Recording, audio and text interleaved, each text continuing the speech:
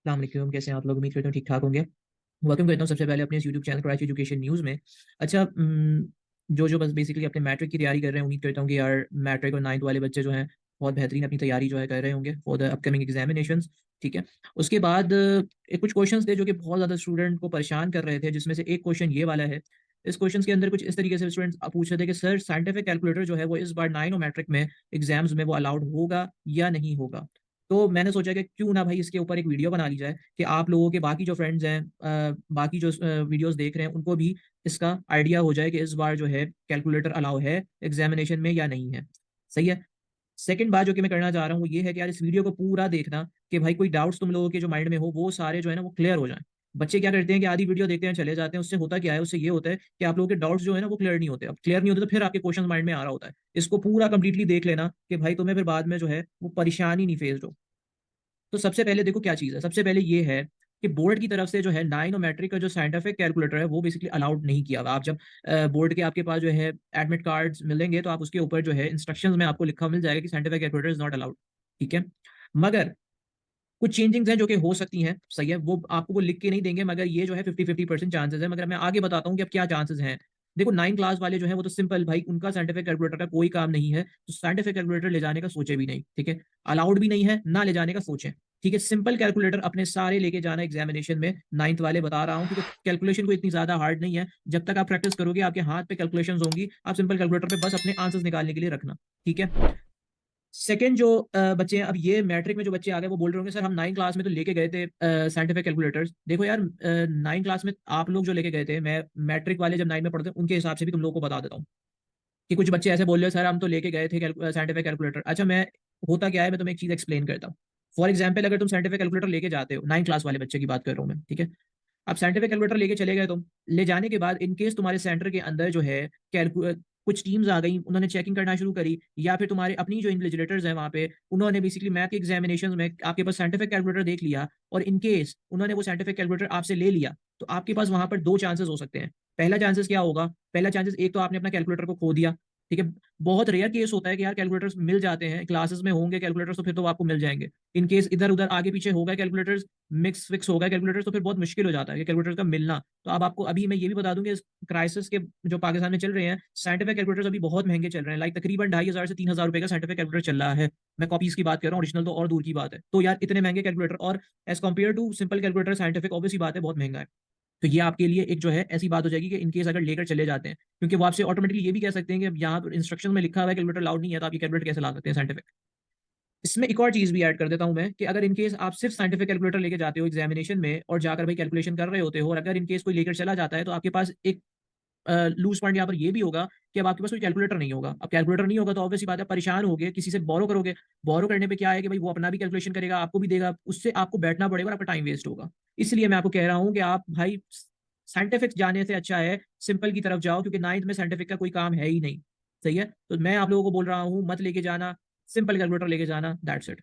अब मैट्रिक वाले बच्चों को मैं ये रिकमेंड करूंगा कि भाई तुम लोग जो है 50-50 वाले चांसेस हैं कि भाई तुम सोचोगे 50-50 क्या चीज होती है, मतलब कि लेके भी जाना है नहीं भी लेके जाना है। मगर मैं एक बात बताता हूँ, देखो तुम लोग दोनों कैलकुलेटर लेके जाना, साइंटिफिक भी और सिंपल कैलकुलेटर भी। अब सोच रहे हो कि भाई मैंने ये क्यों बोला कि दोनों कैलकुलेटर लेके जाएं।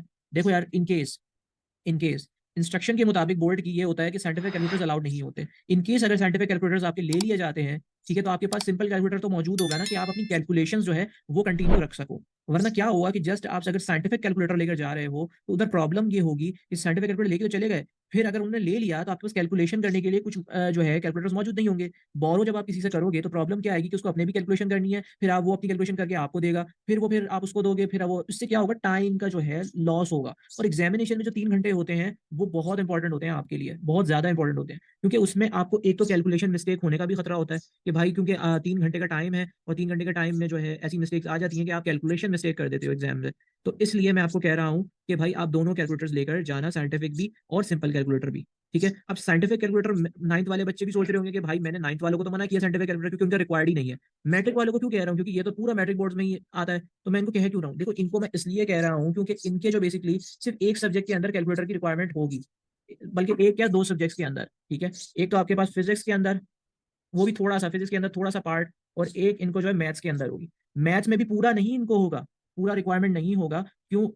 सिर्फ और सिर्फ उनको एक कौन से चैप्टर के अंदर मैथ्स में होगा, स्टैट्स वाला जो चैप्टर है, स्टैटिस्टिक्स वाला जो चैप्टर है, जिसमें आप अरिथमेटिक मीन्स निकाल रहे हो, उसके अंदर आपको कैलकुलेटर की रिक्वायरमेंट हो सकती है और होगी भी साइंटिफिक कैलकुलेटर की, क्योंकि उसके अंदर जब आप लॉग का निकाल रहे होते हो तो हमारे चैप्टर्स के अंदर लॉग नहीं पढ़ाया, मैट्रिक के अंदर लॉग का टेबल्स उस तरह से हमें डिफाइन करके समझाया नहीं है। ठीक है, तो वहां पर आपको जो है मैथ्स के अंदर जो है कैलकुलेटर, साइंटिफिक कैलकुलेटर की नीड पड़ सकती है, और फिजिक्स के कुछ न्यूमेरिकल्स के अंदर साइंटिफिक कैलकुलेटर्स की नीड पड़ सकती है। तो इसलिए मैंने साइंटिफिक कैलकुलेटर्स का मैट्रिक वालों को कहा, क्योंकि उनका चैप्टर ऐसा है मैथ्स का जिसमें उनको वो टॉपिक जो है वो पढ़ाया तो नहीं है उस पूरे बुक के अंदर, मगर वो क्वेश्चन के अंदर इंक्लूड हुआ हुआ है, जो कि लॉ के क्वेश्चन है स्टार्ट के अंदर। ठीक है, लॉ की कैलकुलेशन है, तो वो जो है आपकी साइंटिफिक कैलकुलेटर्स में काफी अच्छे तरीके से हो।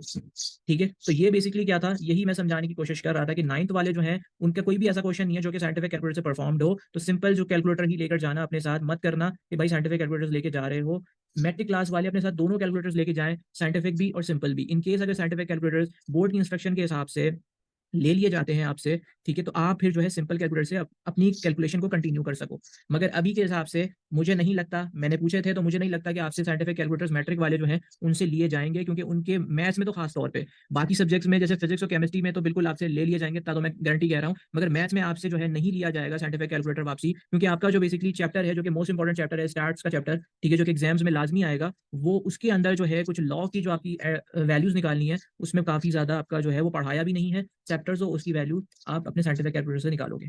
ठीक है, तो ये बेसिकली था आपका कि भाई साइंटिफिक कैलकुलेटर्स एक आपका नाइनोमेट्रिक के एग्जाम्स में अलाउड है कि नहीं है। बोर्ड की तरफ के इंस्ट्रक्शन के हिसाब से तो अलाउड नहीं है, मगर फिर भी मैंने आपको एक्सप्लेन कर दिया कि नाइन्थ वाले नहीं लेकर जाएं साइंटिफिक कैलकुलेटर, सिंपल कैलकुलेटर लेकर जाएं, मैट्रिक वाले दोनों कैलकुलेटर लेकर चले जाएं अपने साथ। और फिजिक्स के अंदर कोशिश करना कि ना लेके जाओ, वरना लेके भी जाते हो तो भाई दोनों ही लेकर जाना, कि इनकेस अगर साइंटिफिक ले लेते हैं तो फिर सिंपल तुम यूज कर सको। वरना ऐसा नहीं करना कि यार एक कैलकुलेटर लेके जा रहे हो, अल्लाह ना करे आपसे ले लिया तो फिर प्रॉब्लम ये हो जाएगी कि तुम्हें फिर मांगना पड़ जाएगा, और पेपर के टाइम में मांगने का बिल्कुल टाइम नहीं होता। सही है, मैथ्स के अंदर मैट्रिक में इसलिए रिक्वायर्ड है क्योंकि यार जरूरत है वहां पे, क्यों है वो चैप्टर ऐसा है कि भाई वो आपको पढ़ाया नहीं गया ना उस चैप्टर में, बुक के अंदर वो चैप्टर्स इंक्लूड है लॉ का, ऑब्वियसली बात है फिर बच्चा कंफ्यूज होगा, तो इसलिए जो है स्टैट्स के अंदर वो चीज इंपॉर्टेंट है, जो कि वो वाला क्वेश्चन है आपके पास जिसमें आप हार्मोनिक मीन और जो मैट्रिक मीन्स और ये सारी चीजें जो निकाल रहे हैं आप, ये भी बता दिया। ठीक है, सो इस वीडियो के साथ साथ लाइक करो, अपने फ्रेंड्स में शेयर करो, इंशाल्लाह फिर मैं न्यू वीडियोस के साथ फिर से हाजिर हूँ, तब तक के लिए अल्लाह हाफिज।